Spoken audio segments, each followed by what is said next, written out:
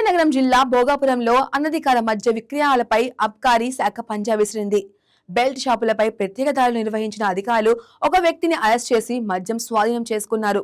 ప్రజలు అక్రమ మద్యం కొనుగోలు చేయవద్దని అధికారులు హెచ్చరిస్తున్నారు. మా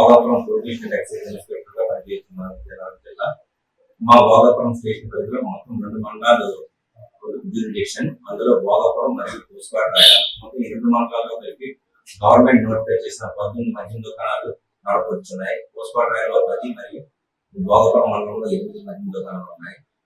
అయితే మాకు ఈ మద్యం దుకాణాలకు సంబంధించిన కంప్లైంట్ తో పాటు అనధికార మద్యం దుకాణాల యొక్క కంప్లైంట్ కూడా తరచూ మేము రిసీవ్ చేసుకోవడం జరుగుతుంది. దానిపై వెంటనే మేము యాక్షన్ తీసుకొని అనధికారంగా ఎవరైనా మద్యం అమ్మించో వారిపై కేసులు పెట్టడంతో పాటు మేము కూడా తరచూ అనధికార మద్యం దుకాణాలపై దాడులు చేయడం జరుగుతుంది.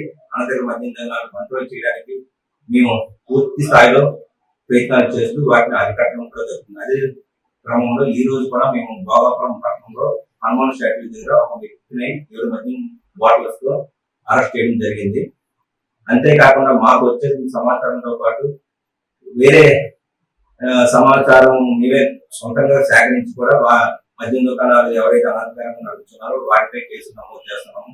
అదే విధంగా ప్రజలు మేము కోరుకునేది ఏంటంటే, ఎక్కడ మద్యం అనధికారంగా అమ్మే వ్యక్తుల గురించి ఇన్ఫర్మేషన్ కానీ, మరియు గంజాయి రవాణా కానీ, గంజాయికి సంబంధించిన ఏదైనా ఇన్ఫర్మేషన్, మాదక ద్రవ్యాలకు సంబంధించిన ఇన్ఫర్మేషన్ మాకు తెలియజేసినతో మేము వారిపై కేసులు నమోదు చేసి వాళ్ళని అరెస్ట్ చేసుకోవడం జరుగుతుంది. ఈ వీడియో మీకు నచ్చినట్లయితే లైక్ కొట్టి షేర్ చేసి మా వైకే టీవీ ఛానల్ని సబ్స్క్రైబ్ చేయండి.